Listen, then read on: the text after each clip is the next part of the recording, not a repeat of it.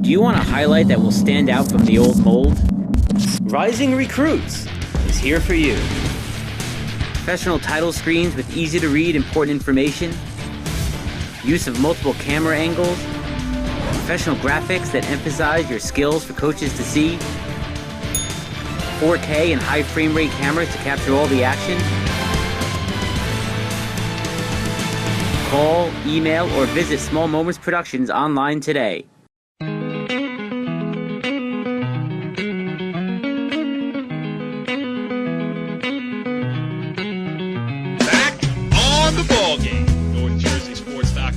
Original multimedia series talking all things basketball across North Jersey.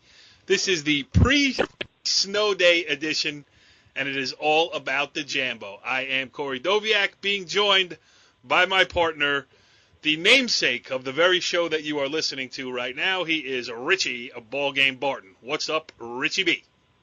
Not much, just shaking off a cold, a low white blood cell count, but once I hear Jambo, I perk up, B12 like a B12 shot. I'm ready to go. Take your B12 shot and get ready, because we got. Which I actually got today, by the way. Well, look at you. I mean, usually show prep is like taping an interview so we could play it on the show or doing some research. For you, it was a B12 shot. So, right. Yeah, you're a responsible and prepared journalist. Listen. I just scream preparation. I mean, let's face it. Yes. Well, we don't even really need that much preparation, because we're going to welcome two old friends onto the show tonight. As I mentioned, this is all about the Jambo. We're also going to touch on the new transfer rule, which was voted on and approved by the NJSIAA today. So two good guys to talk about with that as well. But we're going to have Teaneck head coach Jerome Smart on the show. His team is the number 4 seed. They have a game against number 5 Dwight Englewood this Sunday at the Rothman Center, which I am much looking forward to. And we are also going to talk to Hackensack head coach Aaron Taylor, Richie B. If you've been following NorthJerseySports.com for the better part of a weekend, it's like Hackensack all over the place. The Comets are just taking over, but I mean, no one took over the way Atiba Taylor did this past weekend. I mean, 36 points. He is an offensive threat regardless of the opponent. And when he gets going, he makes Hackensack a team that can beat anybody in this county. There's no doubt about it. I mean, he's a Division I point guard. He's playing as well as he has. We'll talk about all that stuff with Aaron Taylor. One interesting thing I want to say about the Jambo, though, before we get moving here, is that seeds 1 through 8 all made it through to the quarterfinals. You don't see that very often. And Hackensack is the number 8 seed. So if Hackensack is the 8th best team in Bergen County, it's a pretty good year in Bergen County boys basketball. No doubt about it. And, again, a great job by the committee. The committee. You got to say it. Yep. Yeah. I mean, when the top 8 seeds get through, the committee did its job. And we talked about it when it was seeded, and that rings true. And I think it's going to be an interesting weekend, that's for sure. Yeah, just quickly, I was at 7 of the 8 games over the weekend, so I saw the whole thing play out. Bergen Catholic, Bergen Tech was what you'd expect it to be. Bergen Catholic, just way too much firepower. They're through. Hackensack, Pascack Valley is what you expected the 8-9 game to be. Back and forth the whole way. Pascack Valley had a lead with I think it was 3 minutes to go. Hackensack, pulls it out at the end. The aforementioned Atiba Taylor going 10 of 10 of the free throw line down the stretch certainly helped. You got Dwight Englewood Ridgewood, which Ridgewood had a 17-point lead in the third quarter, Richie B, and it was almost turn out the lights. One more basket, and it looked like the Raiders could have run. I mean, the Maroons could have run Dwight Englewood right out of the gym.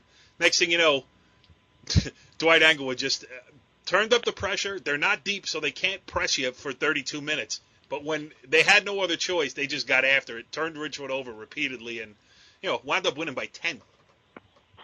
I mean, that's a 27-point turnaround in basically 12 minutes. Yeah. I mean, no matter who you're playing, that's impressive. And especially for a team that's not particularly deep. The opposite of deep. Yeah, the exact opposite of deep. Yeah. For them to do what they did, but when you can force turnovers, it starts to become contagious, and all of a sudden, 17 gets down to 11, and then it's down to 4, and then, you feel like you're playing with house money even though you're still down. Yeah.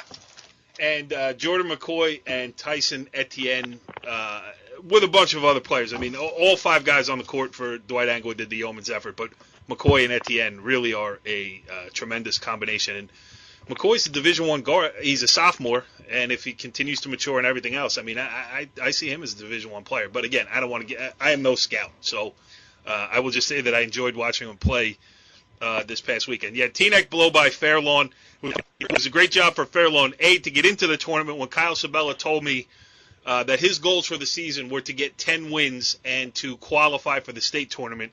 Instead, at the time of our interview after the Teaneck game, he had 12 wins. He won a game in the Bergen County Jamboree. Played well in spurts against Teaneck before bowing out. You had St. Joe's relatively close at halftime. The defending champion, Green Knights, then poured it on Northern Highlands in the second half. Pascack Hills Ramapo, Richie B, 39-33. I felt, I don't want to say I felt like I was watching a girls' game, but I kind of felt like I was watching a girls' game. I mean, it's weird because both teams have been known to really fill it up over the years, and especially in the Jambo. But sometimes you get those, knock them down, grind it out games, and you got to win all types of games to advance and move on. Pascack Hills just had just enough to do it.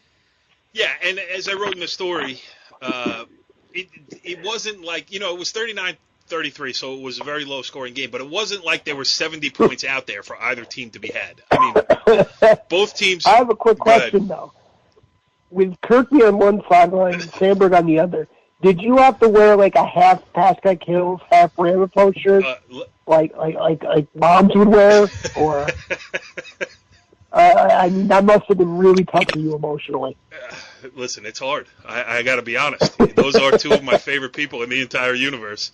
And to try to choose sides. Now, I have to tell you a quick story because, Hope, my daughter Hope, who has been coming with me to games all season long. She's been to almost every one that I've been to, too, and she loves it. So, we were at Ramapo Hackensack last Thursday night, and Joe Sandberg, the Ramapo coach, kind enough to offer Hope, let's just say, some Ramapo gear, right?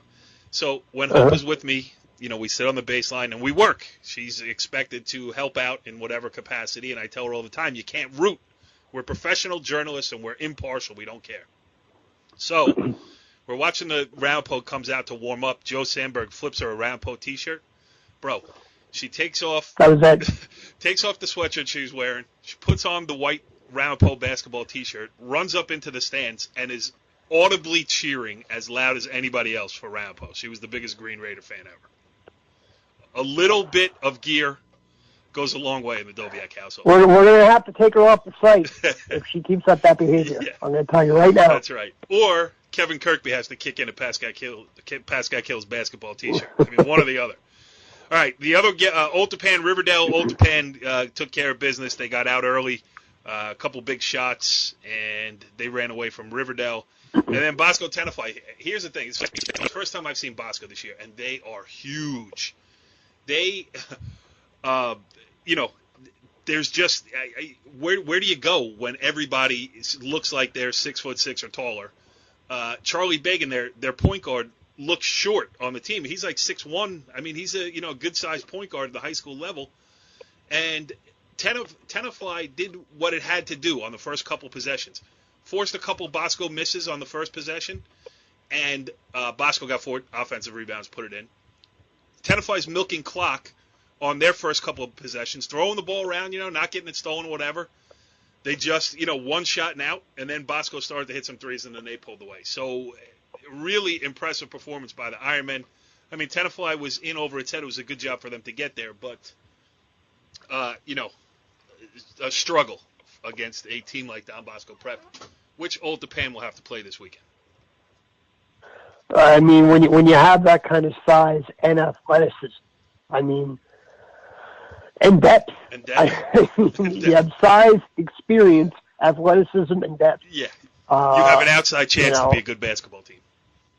Yeah, you have an outside chance of being 10-5. I mean, the teams that are not as big and a lot thinner everything has to go right just for them to kind of stay in the game. And when a team like that jumps out early, that they smell blood in the water, and that's it.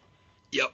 And the other thing is, I always say that the first couple rounds of the Bergen County Jamboree are about great stories. I mean, you talk about, Bergen Tech making the tournament for only the third time in its history, and then winning a game for the first time ever in the Jambo in the preliminary round. You had Fair Lawn, modest goals to start the season. Justin and Sun Xiao got to be showcased a little bit because he's a player in a county that not that many people know about. And even against Teaneck, he did some good things. So, good story for Fair Lawn getting there. Good story for Northern Highlands to win a game in the opening round. Get back in the Jambo. Good building block for Ramapo. Doesn't have a senior in the starting lineup. All young kids, win a game. Give Pascack Hills everything they can handle. But now, when you get to the Final Eight, it turns into from good stories to good tournament. And these 8 teams, I mean, you could – listen, Bergen Catholic's 1, Bosco's 2. Those teams have split the season series. St. Joe's is the defending champion and have Chauncey Hawkins at the point. They certainly could win this thing. Teaneck, we'll talk to Jerome shortly. If they can become whole, with Leandre Washington back and Jacoy James, how good is that backcourt? And, if they can get back fully whole, they're certainly a threat. But you can't count out Dwight Englewood, which is another young team trying to make its mark on this tournament. The only NJIC team to win a game in this tournament. And now they got a shot to carry the mantle a little bit further for them. You got St. Joe's, Pascack Hills. Now, Pascack Hills, people forget, upset Ramapo when Ramapo was the number 1 seed last year and gave St. Joe's everything it could handle in the semifinals. You got Oltapan, which is having one of the best seasons in school history, up against Bosco, and Bosco's a legitimate threat. So all 8 teams, good stories, and this tournament, it's going to be a shootout to the end here.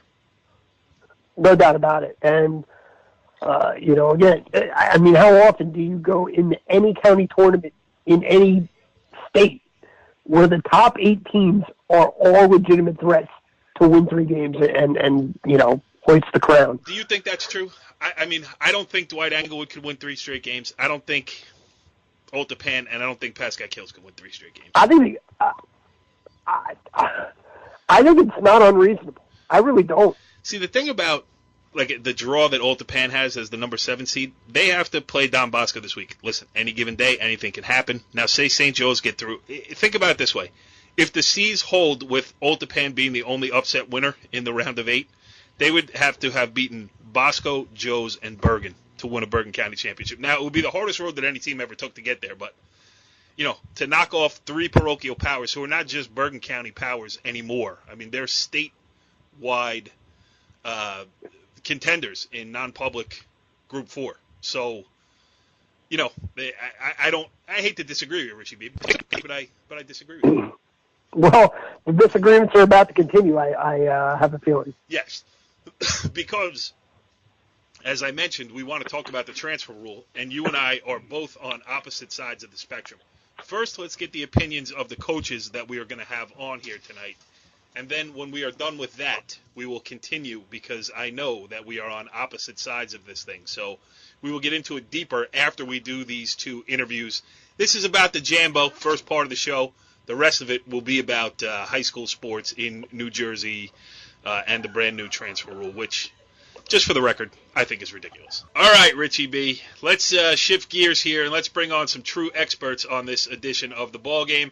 Our first guest of the evening, joining us on the Complete Performance Baseball Academy hotline, is the head coach of the Teaneck Highwaymen. He is Jerome Smart. Coach, thanks for joining us here on the Ballgame.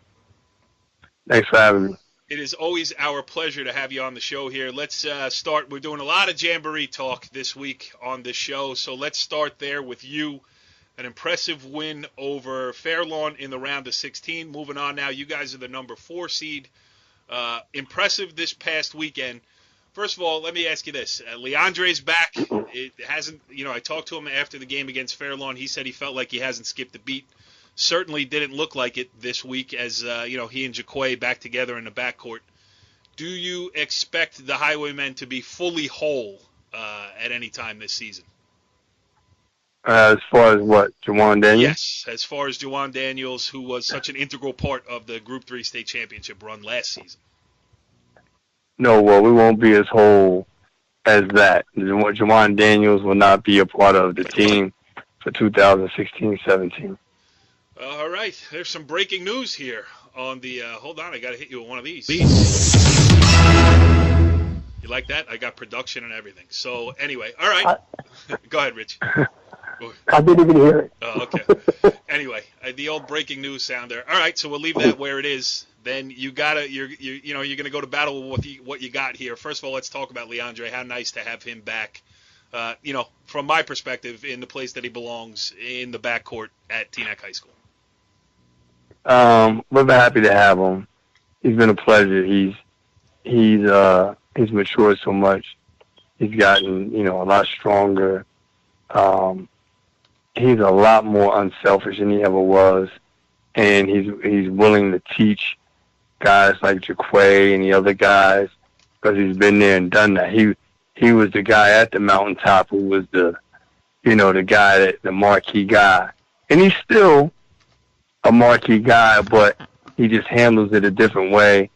He has his own fan club with the Jelly Fam thing going on, and he's signing autographs before and after the games and so on and so forth.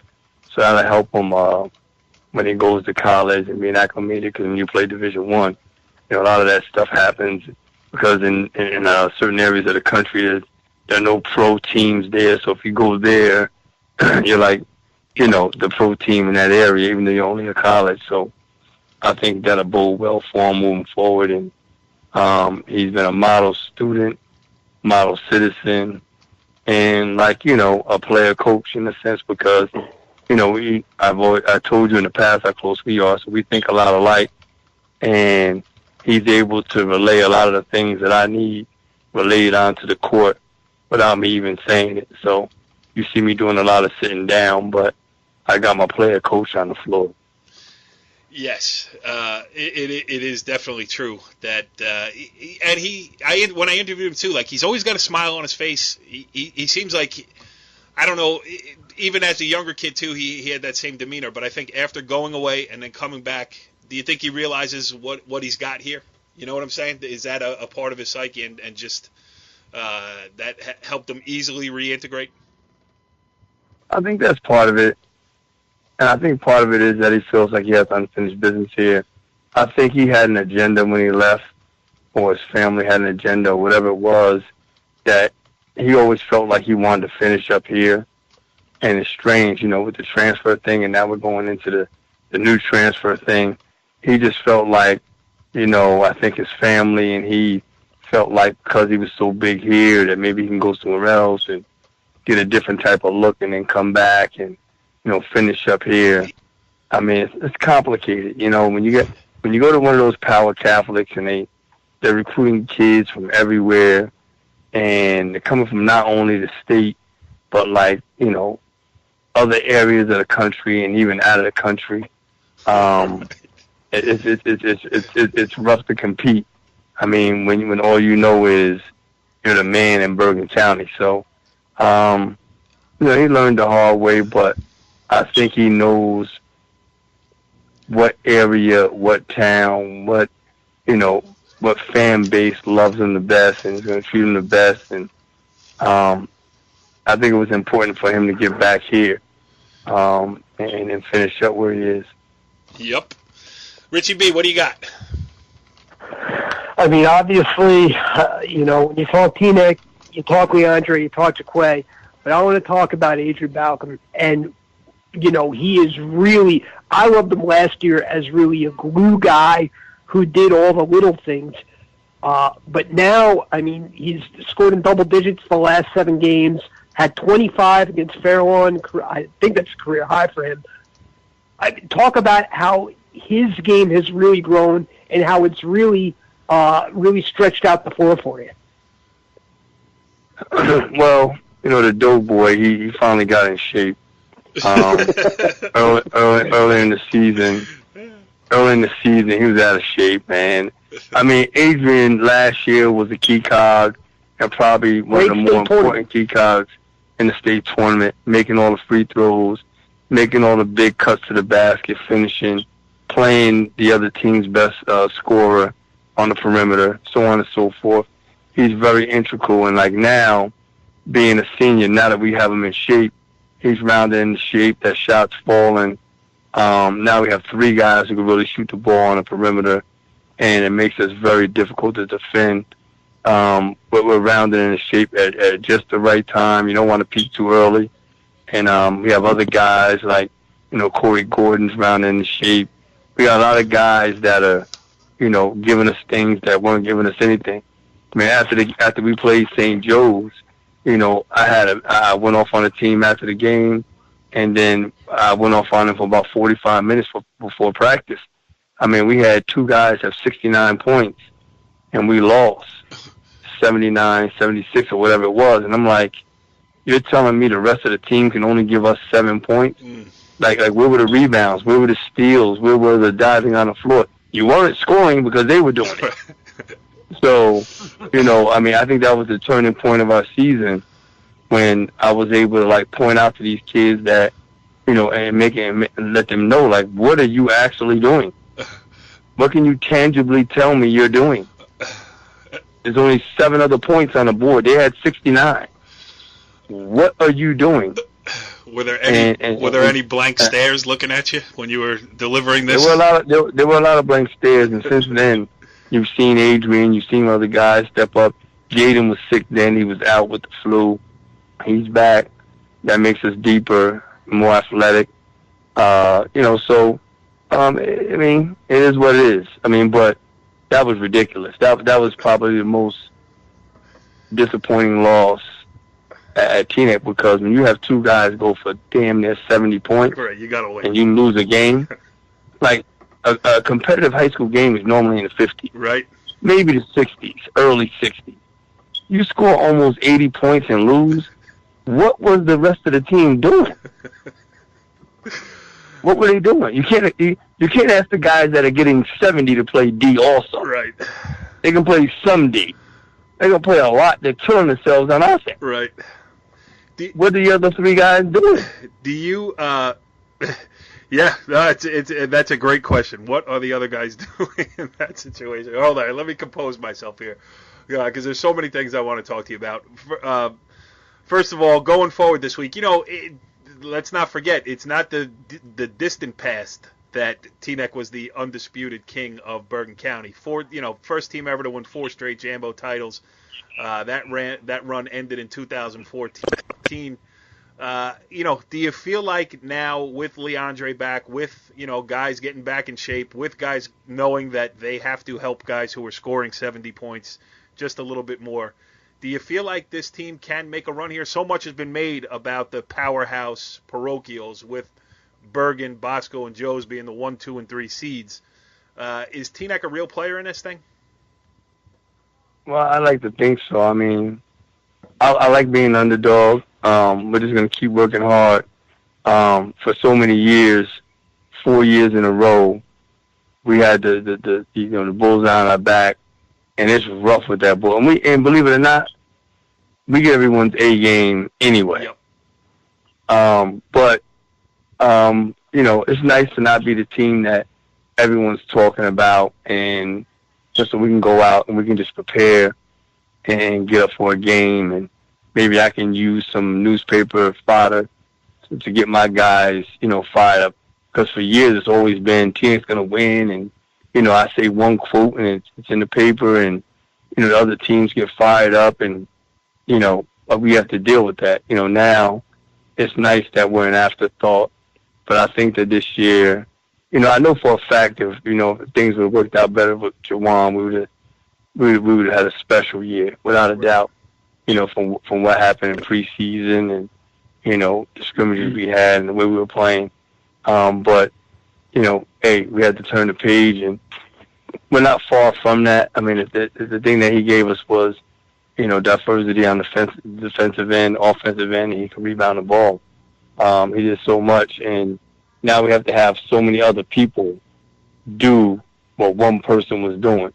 And I think now we're getting to the point where we have people doing those things. They may not be putting up major numbers, but when you add it all up, it may add up close to what Jawuan was doing. Not point-wise, but the other things.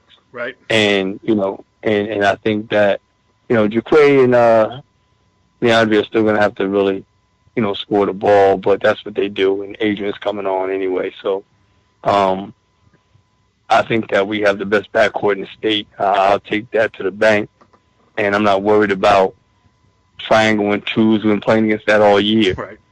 They got, they've been getting 50, 60, 70 against that anyway. So if that's what you want to do, waste your time doing that, and they're going to get the same numbers, if not more anyway. So I'll just take my chances with that. I just want my other guys to help, with the other things that have to happen during the game. Richie B, kind of like the Al Coleman interview of a couple weeks ago. Very refreshing to have an interview with Jerome Smart. Yes. Yeah, my guy. No holds barred. Jerome comes on. Al is your guy? Jerome? Oh, man, that's my man. Well, having you two on the ball game is great for us because there are no punches pulled. Richie B, you got another question? Yeah, Dwight Englewood, let's face it, most of the opponents that you face over the course of the season, you're relatively familiar with. Dwight Englewood, a team that, some of the kids are familiar with each other, whether it's growing up, near each other or playing AAU together, but this is kind of a whole new test. Have you really, focused on what they do, or are you just thinking, if we do what we do well, we'll be all right? Well, there's scouting involved, and just to let you know, I also have been a part of one of the top AAU programs in America with the Players Basketball Club, and I'm also with the firm, and I know a lot of the top players in the area, and I know they're top players. One of them plays for me. So I know what they do well. My best kids have played with their best kids and against them. So they know what they do well. And then, we'll try to accentuate what we do. But there is scouting involved, and I have seen them play, and I know what they do well. I don't just show up to the game. I do some homework. I watch film, and we'll have a game plan, and whether it works or not is one thing, but we'll definitely have a game plan as to how to defend them, how to attack them offensively with what they do, and hopefully we'll come out with one more point than they do. Yeah, it's going to be. Listen, the top 8 seeds all made it through into the Jambo quarterfinals, which I don't know when the last time that happened is. They're obviously the best 8 left. It's going to be interesting to see.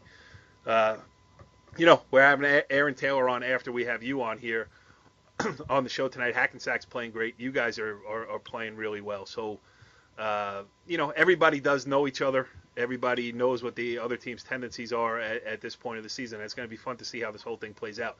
The other thing I want to ask you about now, and as you said, you have deep knowledge of the AAU programs around here, deep knowledge of high school basketball.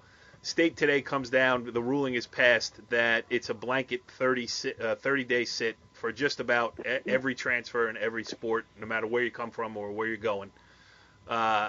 Your perspective is one that I would appreciate hearing because, you know the rules of the game, both the official rules and the unofficial rules of how it's played.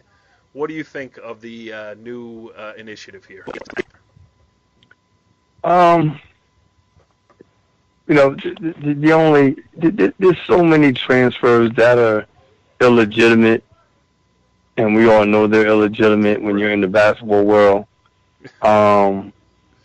But I just feel I'm going to feel bad for the legitimate transfers, the kids who are Army brats or the kids who families lost their homes and had to move in with cousins or aunts or uncles, or who just moved to a different part of the country for change in jobs and things of that nature. I didn't look in depth into the rule, but if that affects those kids, like if you're living in Arizona, right, and your mother is a mail carrier, and she gets transferred to Trenton, New Jersey. Right. Never heard of Trenton, New Jersey in your life, and you. Right, and now you're playing for Ewing or Trenton Central or whatever down there, and you got to sit 30 days, and you didn't do anything. That's I mean, it's a legitimate transfer. Yep. It's not like a kid, was living in, I don't know, Presskill and felt like he was a better player, and he got an address in Plainfield or Linden, and is living with his cousin, saying his mother is living there with him or whatever. You know what I mean? And it's not that situation. It's a real situation. So I think what they're doing is they're just saying that whether it's a real situation or not a real situation, you got to sit. And this is, I don't like it. I think it's bad. I mean, because as much as the recruiting thing is, and at some point, the one or two kids that get screwed, I think it's bad. Like when my kid got screwed this year, I was pissed when Leandre had to sit. Yep. Because he legitimately moved and everything was legit. And when he had to sit, that really bothered me. But I'm just happy that he's being recruited now. He got nominated to play in the North-South game, so things are, it didn't really kill him. Right. But it did hurt him, right? I mean, there were offers and there weren't offers. Yeah, he had 5 offers and they disappeared, and then, offers he could have gotten playing in those events, playing in the tip-off, playing in the jingle bells, playing in the jump-off, like playing in those games. There were colleges all over the place. Right. And, it was an opportunity for him to play in a team setting, because in an AAU setting, it's more free-for-all, it's more talent, there's not as much structure, there's not as much coaching defensively, offensively, there's no skill development going on, there's not a lot of practicing because it's summertime. Yeah. Not to knock AAU, I love AAU. Right, you might play 4 games in a day. For years. Right, but the thing is, it's hard to practice because when you're a top AAU program, you're a traveling team, and you're in Texas, your kids could be 4 hours away from you. Right. How is he coming to practice? You know what I'm saying? Yep. Even in Jersey, if you got a kid, like when we had J.R. Smith, he couldn't make every practice. When we had Eddie Griffin, he couldn't make every practice. Yeah, Eddie We had Griffin, Kobe Bryant. We had Vince Carter. How are those guys making every practice? They're not making every practice. So the bottom line is it's a talent thing, and the kids know how to play. And because you know how to play, you pass, you cut, you set screens, you pick, you roll, you know how to be help side. You're just a great player. Right. It's not that you've been coached. High school is different. There's a scheme.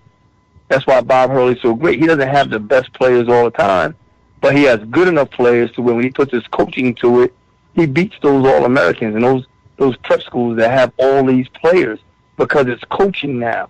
You're in the gym every day. There's game planning. You're watching film. You're scouting. You're doing this. You're doing that. It's totally different. So it's 2 different styles of play. Yeah, that's a great point. And also another thing, just to, with the transfer rule too here. I mean, it's gotten to the point, and Richie and I are going to go back and forth with this all night. And after we have you and Aaron on, we're going to talk about it a litlittle bit and deeper. So I don't want to give away all my thoughts on it. But aren't we at the point now, Jerome, where if you tell a kid like, hey, you got to sit 30 days, like he's just going to go somewhere else. There are basketball factories across the country that will be happy to take him with no transfer rule. Well. If you're a great player, right? The average player is going to have to sit, and the average player means basically anyone who's not for lack of a better way to put it, a first-team All-State player. Okay. So you could be a very good player. Give me an example, like a Leandre White. He can't just get up and go wherever he wants to go.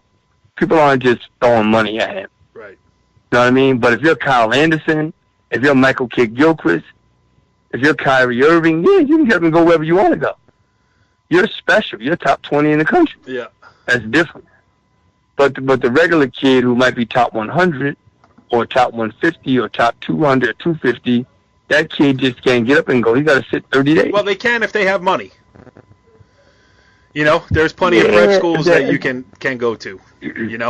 Yeah, but I mean, if you have money, I mean that's a good argument. That's a gamble in itself. Yeah. What do you mean gamble? No, go ahead, Richie. Expand on it. I'm saying that kid, you know, I'm not talking about the top 20 kid, but you're right about the top 250 and top 300 kid can't just get up and go. You know, you think that they can, and I guess to a degree they can, but it's not as easy, and it's not as foolproof. You know, right, it's not a guarantee that's going to be a success. The biggest misconception in this whole thing is that a lot of parents deal with this in Teaneck all the time. These parents think that their kids are much better than what they are, and that prep schools want them. And then when they find out they have to pay $25,000, $40,000, whatever it is, and then they get a discount for $12,000. That's still a big hit when that's $12,000 you weren't planning on paying. Right. You know, so like these parents, like some parents can afford it, but it's not what you think it is. And then what if you pay the $20,000 and your kid doesn't play as much as you wanted him to play? He's not playing. Now you're pissed off, and it's a whole other issue. Trust me, I see it all the time. I got a kid right now who didn't pay his prep school people, and they sent him home. Right. And he got a discount for $7,500 for the year. So we're not even talking about $30,000, $40,000, $50,000. I was able to get him a discount, and he couldn't pay it. Yeah. And he had to get sent home. You know what I'm saying? So it's not a home run. People talk this prep school stuff. It's not a home run.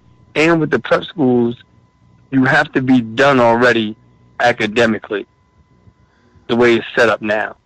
You only can get one class. It has to be a situation where you're academically, you know, you're already good. Right. Right. You know, because if you need a class or you need to get your SAT, you better be close on your SAT. You better be really close because it's hard. Yep. Because they don't. A lot of these prep schools don't have schools. You're just there and you're taking SAT prep courses, and it's just basketball. Yeah. That's what a lot of them are. Well, and then when the parents don't get what they want, they go and they start calling newspapers and they start these articles to go off on the people that gave their kid the only chance he had. And I read this stuff and I go, I know a lot of situations, well, oh, he didn't feed my kid, or you know, or they don't go to school. There's no classes. You knew there were no classes when you went there. Right. You knew you had to go to community college to take a class or two per semester to get ahead academically if you already had a good SAT and you already qualified through the clearinghouse. You knew it was just a basketball situation. But now because your kid's not having a good basketball situation, you're going to say they don't have any classes. You knew that when you went into it. You knew it was a basketball situation. I mean, so these are the kind of things that go on. I see these articles at NJ.com and on the internet and stuff, and I go, these people are crazy. Because I know these people who run these programs, and they tell you up front, you don't have classes. You have to take an SAT or ACT prep program if that's what you need to get eligible. If you're already eligible, you have to go to the community college down the street, take 1 or 2 classes per semester to get ahead, and this is all about basketball. We'll get you stronger. We'll work on your skill development. And then people, when their kid is not playing, they go in a newspaper and say, the school screwed me. They lied to me. And they said this and that. And I know it's not true because I know the people and I deal with them all the time. Right. Not that my kids go there, but I know what they do. And I know a lot of people who have gone there, who've gone to Division I schools after going there. But then you go and you stab them in the back because your kid didn't do what he was supposed to do. So it's crazy. And part of it is the kid's not a Division I player. And when he goes there and he doesn't get a Division I offer, now you want to kick the school in the back. Jerome, it sounds like to me you're making the case that some parents of relatively high-achieving athletes might be a little bit crazy. I said it. You did not. Listen, I could do this all night. I wish we could. Last question I will ask you. Are you having fun? Definitely. I mean, this is my time of the year. I love this stuff. I love reading articles. I love seeing people saying Teaneck's not going to win. And it's good. I mean, I know we're the underdog because the Catholic schools this year, they're very big and athletic in our area. Yep. But again, my big thing is that's icing on the cake. What we did with those 4 in a row, I didn't realize how incredible it was till now, being a public school. And, I'm glad we were able to do it. But right now, I focus really on the state championship because that's where the playing field is level. Right. With Group 3, we got the kids in our area, and I focus on that. If I can win the county, that's icing on the cake. So we're gonna give everything we have, and I think we got a legitimate shot. I mean, as long as we rebound the ball, because we're gonna score the ball with anybody. I'm just worried about the rebounding aspect of it. If we can rebound the ball and defend our basket, we'll be fine. Oh, it just leads into so many more questions I want to ask you, but I've kept you on the phone here for 25 minutes. It just leaves us a good place to stop. We'll pick it up again during the season, and maybe even after the season, because you are so well-versed in both sides of it. Maybe we'll do like a one-on-one with just bring up a lot of the issues in high school basketball, not even specifically about Teaneck or anything else, just a good discussion about where high school basketball in New Jersey stands. But we'll leave it there for tonight. Jerome, I appreciate you always coming on here, and I wish you the best of luck. All right, Corey. Nice talking to you. All right, Richie B. Well, let's take this opportunity to welcome in the head coach of one of the hottest teams. I'm going to go outside the parameters of the NorthJerseySports.com coverage area and dare say one of the hottest teams in the state of New Jersey, as joining us on the Complete Performance Baseball Academy hotline is none other than the head coach of the red-hot Hackensack Comets. He is Aaron Taylor. Aaron, thanks for joining us here on the ballgame. Thank you for having me. Appreciate it. Yeah, well, you can't get rid of me. I mean, are you starting to find me a little bit creepy in the last week? Well, coaches are very superstitious, so if you're around and we're winning, then that's a good thing. You can come around as much as you like.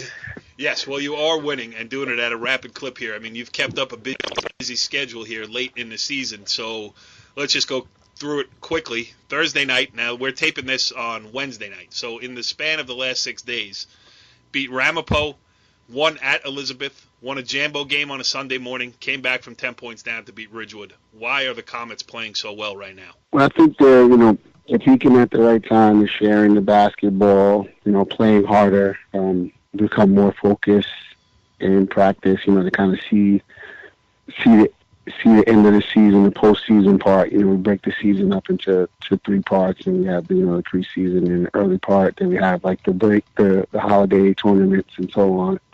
And that's the first part, and then we have the middle of the season that we have them look at. The January part where we kind of do our stretch, and then we look for that third phase where we should be peaking and at our best, playing as hard as possible, and playing together. The team is pretty talented when they use each other and trust each other, so they're doing more of that, and it's working out for us. All right, Richie B, I got a million questions that I want to ask Aaron, and I will, but I want to give you a chance before this becomes a two-sided discussion. You go ahead.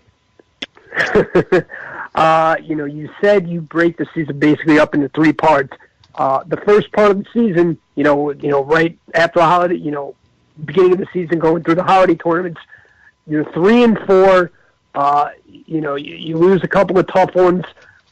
Was there anything you said to the team, or did you just feel like, all right, we're turning the corner, and when things start to click, they'll click? Was there an actual talk, or was, we have a lot of leadership, let's just get it together and we'll start running from there? I don't think there was one specific talk. I think there's, talks throughout. We knew that we put ourselves in a tough situation, playing 3 top 20 teams within our first 5 games, and wanted to challenge. Our goal, our idea was to challenge the team. See where we are. It's early in the season, so we would have, hopefully have time. If it didn't go our way, which it didn't, then we would have time to, pull ourselves out. It was often said to me, actually Coach Akers said to me early on when I took over the head coaching job, and one of the things he said to me was that we don't get them early, we get them late. And it was just something I thought about. And, with our programs, like a Hackensack, Englewood program, it takes a little time. We don't have, in the off season, we're not with them as much, and we don't have, you really get the head start, and the kids are, kind of on their own in the fall. So when we get to start the season, we'd be a little behind the ball. We were talented, and we had a nice group coming back, but I think it was just a little bit of the challenge of our schedule, and also just the early part of the season. We felt comfortable that once we got into more of our regular season in our league, that it would be games that are more manageable. We could get on the streak and start heading in the right direction. But you're always taking that chance with stacking the schedule early and then kind of putting yourself in the hole. Yeah, well, I don't know if Coach Akridge ever gave you advice too, but back in his heyday at Englewood, covering games there was a nightmare for me. He would turn now he said it had nothing to do with him. I find it hard to believe, but he would turn the heat in the gym up to 110, and he would have his point guard turn the ball over 3 straight times. He'd kick it into the forecourt. The other team would pick it up. They'd make 3 layups. They'd be up 6-0, and all of a sudden, Englewood would have the game in its favor. The gym was on fire, running up and down, and he'd beat you 96-47. So there's a lot of tricks in the bag of Gerald Akers that people can learn from. But yes, there is. Yeah, no doubt. One of the greats. Also, talking about your team here this year, what I've been, I think, most impressed with. Now, obviously, we've been on the Atiba Taylor Jr. bandwagon here. He's our athlete of the week, running, check out the spot running on NorthJerseySports.com right now. So, that's saying something. He had 36 against Pascack Valley in the Jambo. But, when I saw you against Ramapo a couple nights before, he had 3 points and was, content. I think he had, my stats are way off. I don't keep them perfectly, but somewhere between 8, 9, 10 assists in that game. He didn't turn the ball over. He did everything he had to do, got his teammates involved, did everything else. Then you get, on Sunday, 16 points out of Bryce Drakeford. Sometimes he doesn't score as much. You only got 6 points from B.J. Saliba. He does a lot of other things for you and scores when you need him to. I think the diversity of this team, not only on the offensive end, but on the defensive end, everybody crashing the boards because you guys aren't the biggest team in Bergen County. But specifically on the offensive end, I mean, it's a very cohesive group. At least it looks like it from the outside. Am I correct? Yes, that's very true. They're friends on and off the court, which I think helps. We think about the teams that we played for. We grew up together. We were went to the park and played, and the kids now they're more on like AAU teams, more structured things, and playing with a whole bunch of other different kids from different towns in those AAU seasons. So sometimes you don't get the same close-knit environment that you would have had in some past teams. But this group, they did grow up together, and they are friends off the court, and they spend a lot of time, so they kind of know each other, and they're content with whoever having the moment and enjoying it together. So even, like you said, Bryce can do a lot of different things, and sometimes he can score for us. Atiba and BJ are our primary scorers, but then, BJ didn't have a good scoring night that day, but he's going to rebound, he's going to take charges, he's going to play defense, he's going to be a vocal player. Yep, 2 charges in the first 2 minutes of the second half, and that really changed things in your direction. Yeah, so it's they're even happy about it. Yesterday with the comeback from Ridgewood, or on Tuesday, the comeback from Ridgewood, Torrin Portsy comes off the bench and scores 14 points in the fourth quarter. There you go. And you would think, you just to watch his teammates cheer for him, and vice versa on other days, him cheering for other teammates. Mike California, senior, that's been playing for us a long time. A couple of big threes in the second half and overtime. They're just very happy with the outcome as a group and not really concerned with, who's getting the accolades. They're more concerned with the overall outcome of the team, and whoever's day it is, let them have their moment. And that's not always easy to accomplish when you have kids who are so active on the AAU circuit, because in the AAU it's get mine. Yes, no, I agree. It's and I think we had probably had a little bit of an issue earlier on in the season. Not so much because I don't think it came from a mindset of anyone being selfish, but more of like the outside pressure put on them to what they're expected to do, what they're supposed to be doing, what they're supposed to be averaging. Right. Hearing it from every different angle, where in reality the kids just love playing basketball. They want to enjoy it and have fun doing it. And they've realized that we play fast and we want to play up tempo. And one of the reasons for doing that is we get the score up. Everybody's involved, and more players are content with, having a few guys in double figures, and it's not really focused on one person. And even when Atiba had he went for 36, it was a big day, but he was efficient, 10 to 15. He didn't take a ton of shots, and they know that he's going to give him the ball, so they're excited to give it back to him. That he's going to just make the play. If it's going to be 36 points, or if it's going to be 16 points and 10 assists, whatever it takes for us to win the game, that's pretty much what's going to happen. And I also believe that T-Bruce has realized that, more his teammates are involved, the easier the game comes for him. So he's not getting double teams, not getting triple teams, not seeing box of ones or triangle and two with BJ. Right. And it makes it more difficult for us for other teams to guard us. Yeah. And also, I think Atiba, having watched him literally mature, because good call, bad shot, missed shot, made shot. If you didn't look at the scoreboard and you just watched him play, you wouldn't know if you were up 20 or down 20. I think to have, again, I'm not in practice every day. I don't know, what the dynamic is or whatever. But just as a guy watching games, he seems to have matured very much and has his head in the game at all times, regardless of the situation. Yeah, he works very hard. He's always got a good attitude, and he's now accepted the role of being a leader, and he knows how. He's much better at being a leader. Yep. You see it. If you look back to last year, towards the end of the year, he's committed to being like a lockdown defender. He's learned that he can have an impact on the game in many different ways, and even the Ramapo game where he didn't have a good shooting night. We talked afterwards, and I just said, one of the things that is often looked at, especially by college coaches, is they've seen you score, they know you can score, but they also want to know if you can control the game and have an impact on the game when you're not having a good shooting night. Yeah. And you see that he's able to do that as well.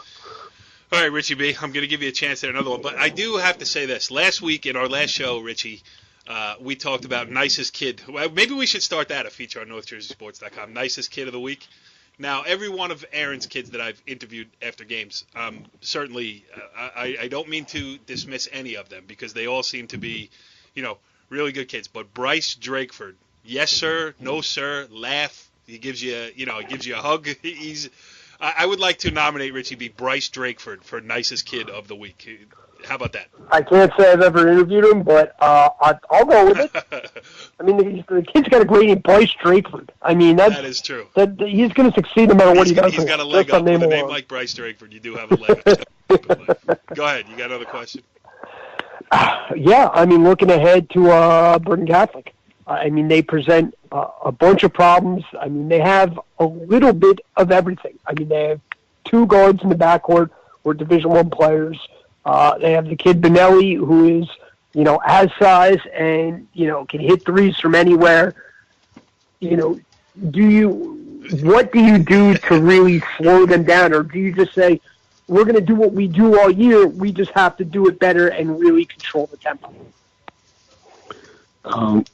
Probably more the second. I don't think there's much you can do to slow Bergen Catholic down. So, They're actually very good. Yes. They don't have many weaknesses. So, the game plan and my coaching philosophy, game plan starts at the beginning of the season.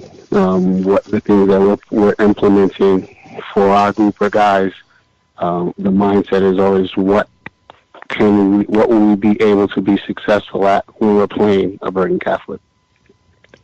So we don't have to change much to prepare for this game because it's still going to be about what we do best, and we're going to try to play fast and we can make it. We're not going to obviously don't want it to be a half-court game. Right. And it's not to our advantage in terms of their size. So we're going to give it our all. And the guys, we just stress that we seem to be a much better second half team second half team than the first half. And for a game like that, we're going to have to match our second half intensity in the first half, and try not to fall behind early in the game. Big court help you or hurt you? Helps. Yeah. Spread them out a little bit and make them run. Or you don't want to get that deep into the game plan? I don't want to say too much, but our guys are in shape, and they run. They run a lot. Ran today, and they run every day up till Sunday. So we're going to, not just Bergen Catholic, but we're going to test everybody's conditioning, and that's just how we play. So there are, as I get older and further out of shape, there are many things that I don't want to do, but I think number one on that list, because the last couple times I've talked to you, you've told me how your kids are so in shape and that you do a lot of running. You mentioned it here again tonight. High on my list of things I do not want to do is participate in an Aaron Taylor practice. No, thank you. Last question for you before we let you go here, and this is an ongoing discussion that Richie and I are having. Today the state passed a rule, a blanket 30-day sit for just about every transfer. You're an interesting guy to talk to because people are you say your kids go to the park and play at Hackensack. There's other people watching too. The AAU circuit, they're seen. A lot of guys would like to get their hands on your players. Some have been successful in the past. Does this rule help, hurt? What do you think? What's your state of mind on this new initiative?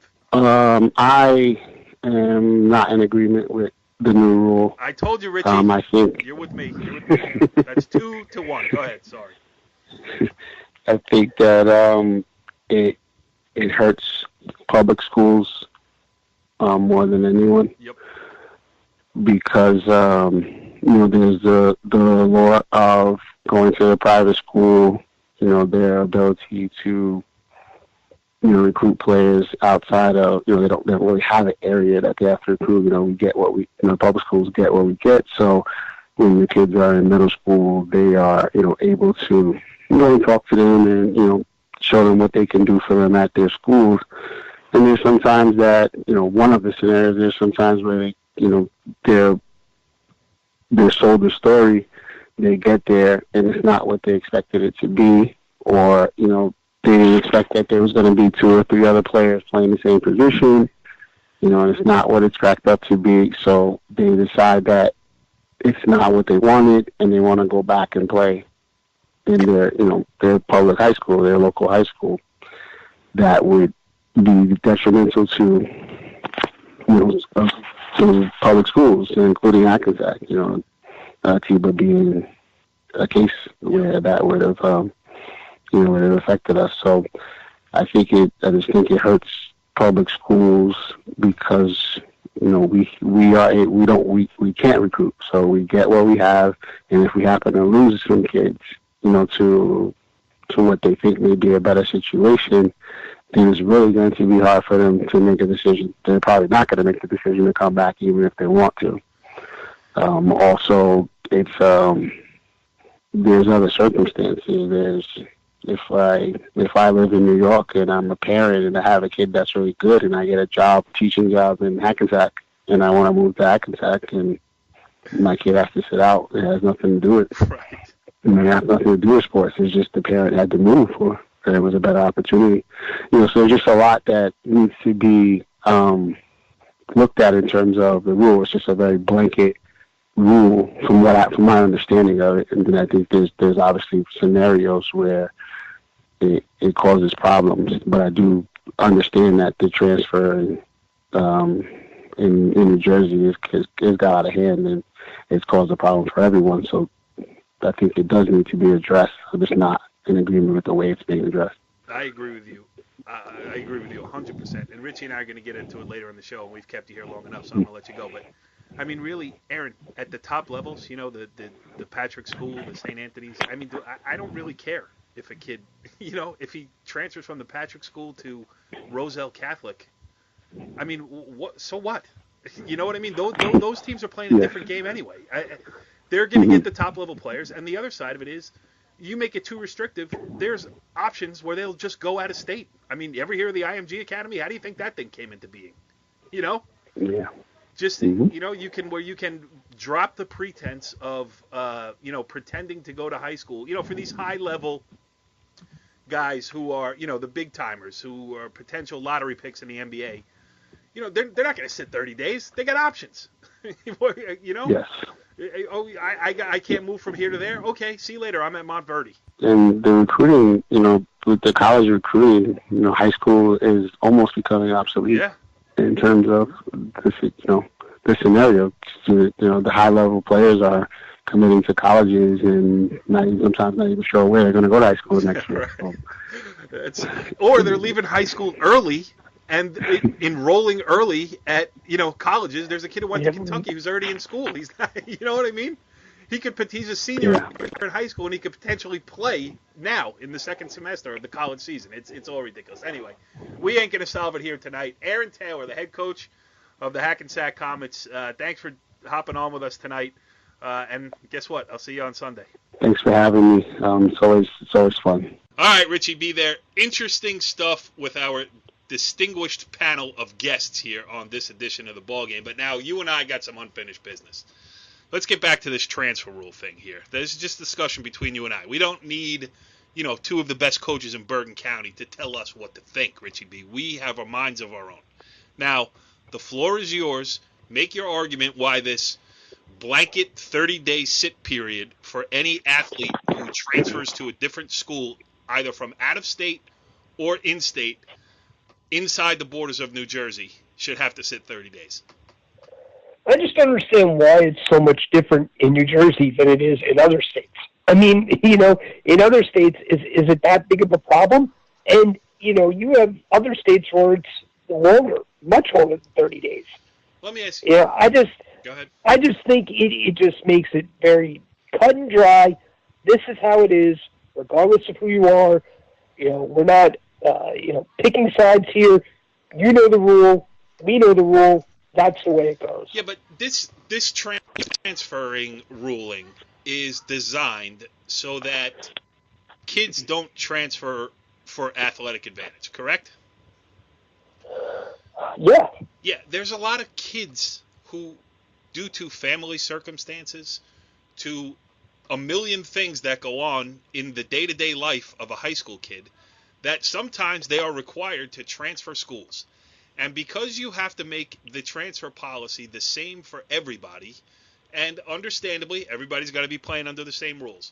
So to keep the top players in the state in football and basketball from school shopping and going where they're going to feel like they have the best chance to further their athletic careers, you are then telling the bowler from Lyndhurst, whose father gets a job outside of Philadelphia and has to move to, I don't know, one of those towns down there. Give me one. Let's say he would be going to, I don't know, Cherry Hill West. Now, the bowler from Lyndhurst, who has to transfer to Cherry Hill West, gets there, and he has to sit out 30 days. It's not for athletic advantage. So you have to be able to separate those two cases. And because the rule is designed to stop the top athletes from switching from, let's just use the example, from Roselle Catholic to Union Catholic, right? Now, you don't want that because, you know, you're going to switch schools, you're going to, you know, just for athletic advantage, you're going to play this, that, the other thing. But guess what's going to happen? There are things now for kids at that level. There are other options. It's called IMG Academy in Florida. There's a million other of these pseudo high schools that are, sports factories. Montevideo, where Kevin Boyle coaches. There's a million of them. Oak Hill Academy. These are just off the top of my head sitting right here.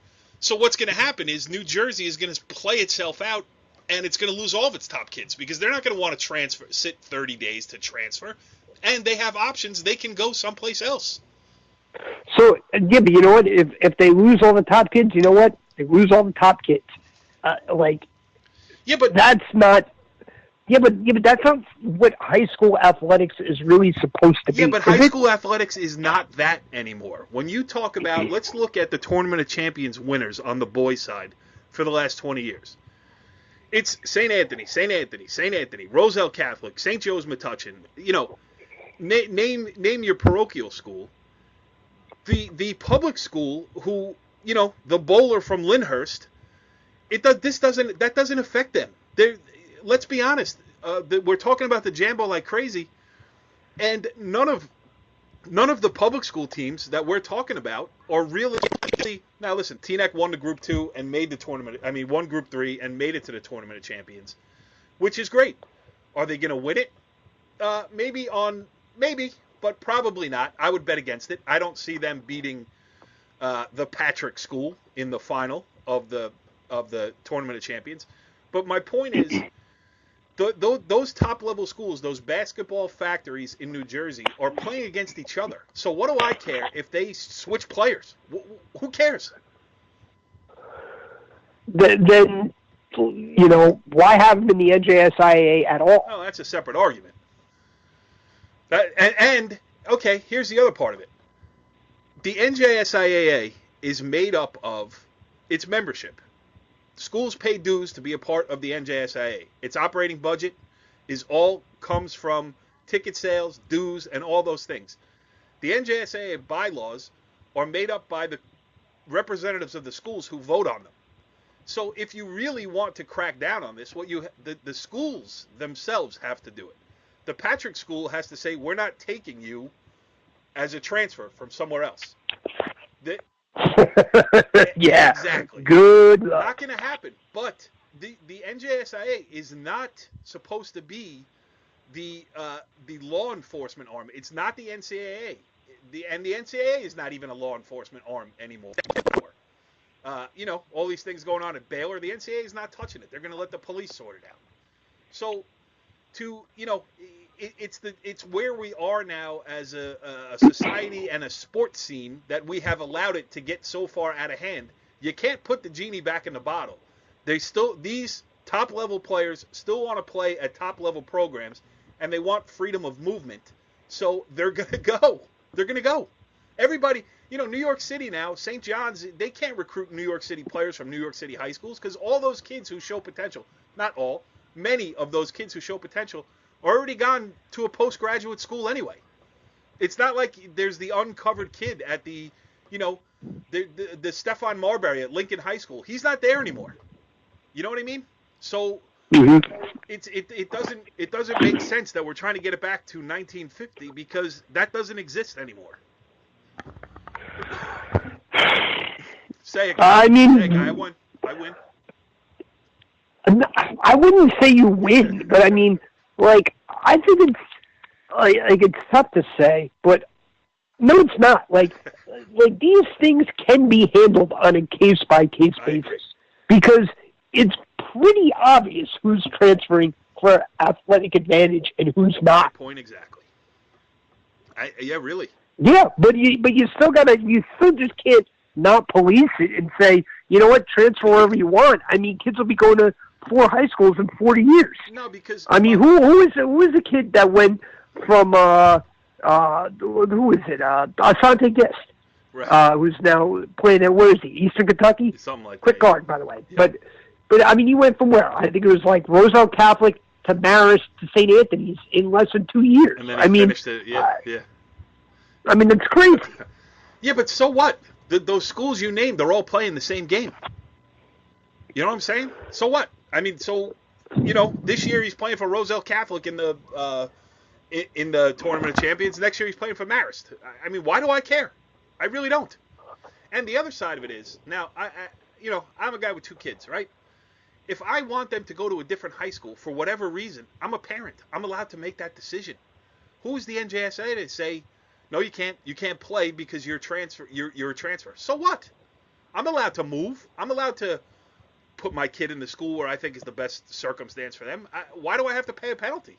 And this is probably the most excuse me, this is probably the most important point that we haven't discussed, is that a lot of this is being pushed by the public school frenzy of, oh my God, they're taking our players. Well, the parochial schools at this point, whether it's Don Bosco football, Bergen Catholic wrestling, or whatever, they're not really recruiting anymore. I mean, I know somebody's going to, stop me and say, oh yeah, well they were at this game, blah, blah, blah, blah, blah. No, they have been long established enough that where kids are lining up to get into those schools. They don't need to be hanging around the 6th grade football game to get players into Don Bosco Prep anymore. The program recruits itself. And so who is this going to hurt the most? And the answer is it's going to hurt the public school, because the freshman from, let's pick a town, Northvale, New Jersey, where the world headquarters of NorthJerseySports.com are located, decides that he's too good for the Old Japan football program. So he goes to Bergen Catholic, plays on the freshman team at Bergen Catholic, realizes that it's not for him. They're too big. I don't like this. I don't like that, whatever. Goes to transfer back to Old Japan and has to sit 30 days. So the first one from 8th grade to freshman year was free. Who pays the penalty, or sophomore year, whatever, whenever it kicks in? I don't know if you have to play varsity. I mean, I probably should be better versed in the rule. So, but if you come back to play, I know Pascack Valley Wrestling had 2 kids sit out this year for 30 days when they left for parochial schools before high school and didn't have to sit out. So who's it really hurting? 30 days, I mean, it's tough when it's happening. But in the grand scheme of things, you measure by how you do in county tournaments and how you do in state tournaments. And 30 days doesn't really knock you out of either one. But you know what? Here's where it gets a little dicey. Yeah, but not everybody's playing for a scholarship. Some people just like to play high school sports and then go on about the rest of their lives. But they like to play in a county, possibly play in a county tournament or play in a state tournament. I mean, that's the goal. I mean, that's the goal of virtually every team, I would say, is to, even if you're because you don't have to be 500 to play in a county or a state tournament now. Yeah. And also, it gets a little dicey because of the season lengths, really. I mean, the winter season is a grind, and then all of a sudden spring season, 2 months and it's gone. Right. So 30 days, and that's true too. I mean, 30 days in the spring is a lot different than 30 days in the winter season, which seems to go, as I sit here in the end of the first week of February, I feel like it's been going on for 6 years. So, and there already is a rule on the books that, I forget what the drop-dead date is for the winter season. Donnie Spataro on the wrestling show let me know. I think it was, January 21st or whatever. But any kid who transfers after that date is already on the books. The rule is already on the books, is already ineligible for the postseason. So you had safeguards in place. Like, you can't say, well, I'm at this school, we're not going to make the state tournament, so 5 of us are transferring now to go, jump on the team on the 16th seed and go win a bracket. That rule's already been in place. So from the standpoint of parental control of where to put your kid, I disagree with it. From the standpoint of stopping top-level athletes from transferring, I don't care. And from the standpoint of who it's really hurting, the public schools, I have to go out on a limb here and say I have won this debate hands down and by far. Well, according to you, you've won every debate that we've ever had, hands down. Undefeated. So, whatever lets you sleep at night, big guy. You know what will let me sleep at night, Richie B? The end of this edition of The Ballgame. We'll see you next week. Follow the leader.